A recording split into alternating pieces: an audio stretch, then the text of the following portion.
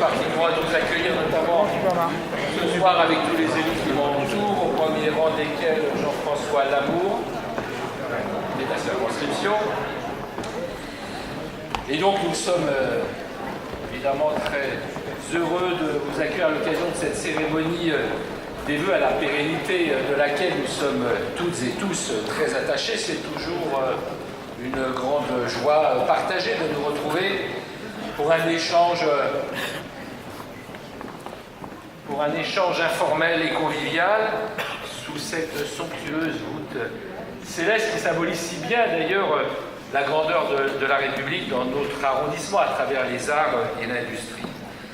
Alors la tradition des vœux, en effet, nous permet de nous rassembler à l'aube de chaque année, représente bien ce moment privilégié durant lequel s'interrompent presque, pas tout à fait, mais presque, peut-être pas cette année d'ailleurs, les joutes politiques, les affrontements de toute nature. Oui, c'est pas vraiment le moment. Je ne sais pas beaucoup, on peut le dire pour ce soir, assurant ainsi à chacune et chacun d'entre nous dans un esprit de fraternité républicaine, de démocratie apaisée et d'entente mutuelle. Oui, la commune, la cellule démocratique élémentaire, demeure bien l'institution la plus respectée des Français, car les rapports entre les élus, les citoyens, ils sont très forts et directs, sans artifice ou intermédiaire, au plus près des préoccupations de chacun dans sa vie quotidienne. Et votre présence, encore si nombreuse cette année, et cette cérémonie se renouvellera tous les soirs pendant un certain nombre de jours, témoigne à l'évidence de l'intérêt toujours renouvelé que vous portez à la vie locale de votre arrondissement. Ici, point de désintérêt des citoyens, point de fracture civique, contrairement à ce que l'on peut parfois constater ailleurs. Et au-delà même de cet intérêt pour la chose publique, votre attachement à la nation, notre attachement à la nation, s'est traduit, on peut le dire, je crois, en un puissant mouvement d'union nationale lors des tragiques attentats qui ont endeuillé notre pays, en 2015 tout d'abord, puis à nouveau en 2016, les plus sanglants jamais commis dans notre pays, révélant à tous que nous étions désormais, oui, en état de guerre, non pas une guerre de civilisation, ni même une guerre de religion, ce qui serait commettre un terrible contresens, mais une guerre de la civilisation contre la barbarie. Ces événements dramatiques nous ont tous évidemment profondément marqués, et bien au-delà, toute la communauté internationale, en raison de l'universalité de la France des droits de l'homme qui a, voilà plus de 2 siècles, apporté la liberté au monde. Les Parisiens, il y a bien sûr les Niçois, mais aussi tous les Français, ont su à chaque fois faire preuve de force d'âme, de résilience et d'une inébranlable résolution à se relever pour dire non aux criminels qui veulent les soumettre au chaos et à la terreur. Alors je le dis avec beaucoup de sincérité et de conviction, à l'unisson avec vous toutes et tous, on ne rendra jamais assez hommage à l'ensemble de nos forces et de nos services de secours qui se mobilisent au quotidien pour nous protéger, comme ce fut le cas encore récemment à Noël devant les églises, et à qui nous voulons dire toute notre admiration pour le courage, le sang-froid et le professionnalisme dont ils font preuve. Je crois que nous pouvons les applaudir tout particulièrement.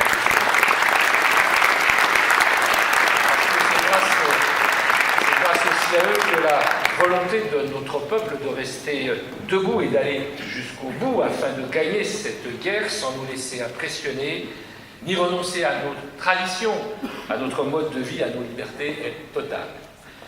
Alors je ne détaillerai pas ce soir, comme j'avais fait l'an passé, les mesures de protection mises en œuvre et même renforcées, pas plus que le bilan de notre action ou les projets prévus pour 2017, car la campagne électorale législative, ouverte depuis le 1er décembre, il faut que vous le sachiez, si vous ne vous en étiez pas encore aperçu, peut-être certains, me l'interdit.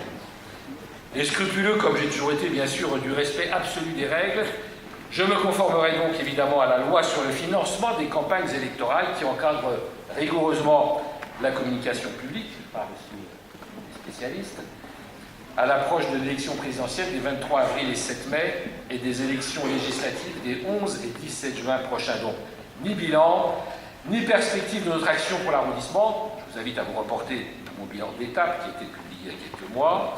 Mais une bonne nouvelle en résulte. Mon intervention sera par conséquent très courte.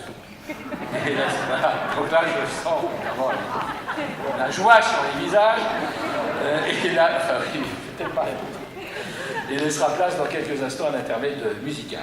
Voilà, dans ce contexte très contraint, je peux même formuler des vœux pour le 15e. Vous me permettez encore quelques mots.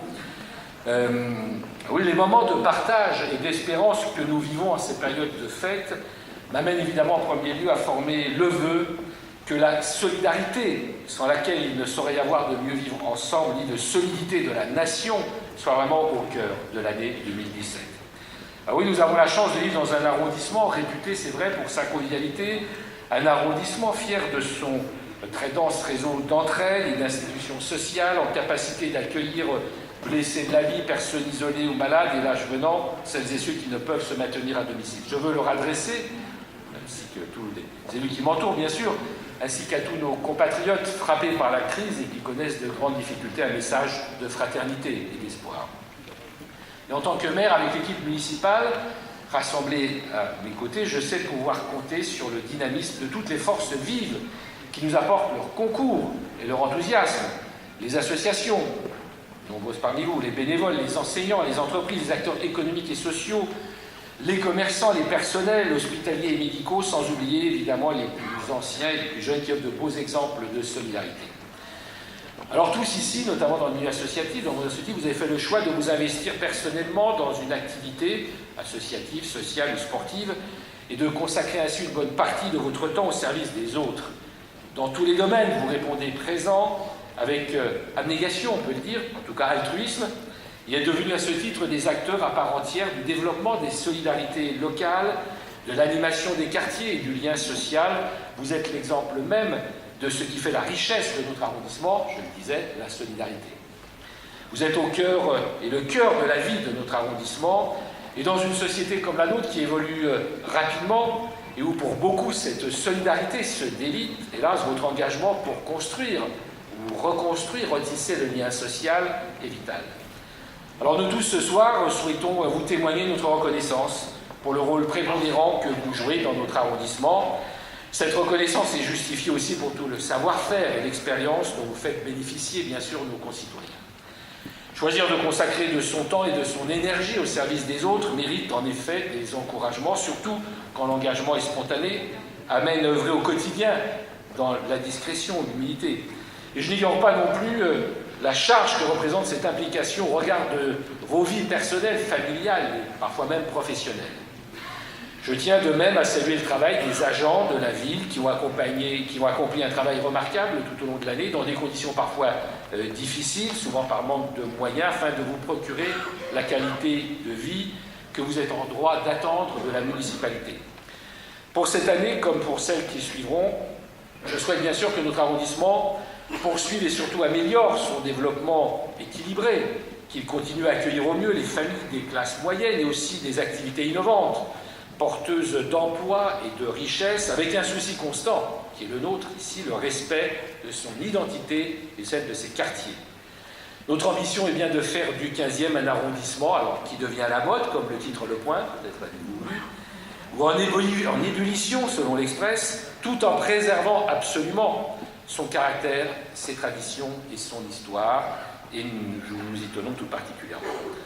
Alors on peut classer, oui, dans cette perspective, l'implantation des grandes administrations régaliennes, celle du ministère des Affaires étrangères, de la préfecture de région, du nouveau ministère de la Défense, inauguré par le président de la République, voilà un peu plus d'1 an, à Balard. Terre d'excellence scientifique et médicale, avec 3 hôpitaux, l'Institut Pasteur, bientôt le village Saint-Michel, le 15e devient aussi un pôle d'excellence universitaire, avec le campus Eiffel, ses 7000 étudiants, de start-up à Boussicot, un pôle commercial à Beaugrenelle, dorénavant un pôle média, puisqu'en plus de France Télévisions viennent s'y installer plusieurs quotidiens hebdomadaires, Le Parisien, Les Échos, Le Point, le groupe audiovisuel BFM, RMC et SFR à Quadrant, dans le nouveau Paris du XXIe siècle, qui s'érige entre le périphérique et le boulevard extérieur.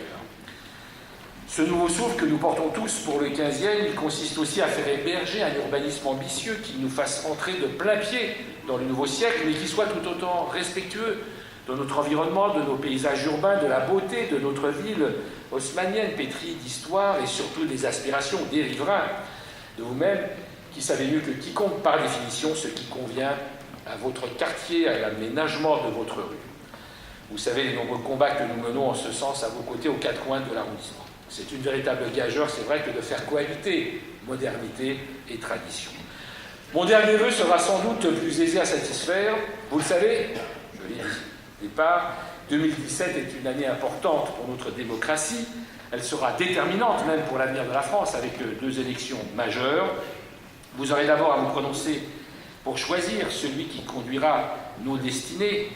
Et après une première sélection dans le cadre de primaires organisées aussi bien à droite qu'à gauche, d'ailleurs dans quelques jours, puis le 11 juin, peut-être une seconde fois le 18, vous élirez vos 577 députés, dont 2 pour le 15e.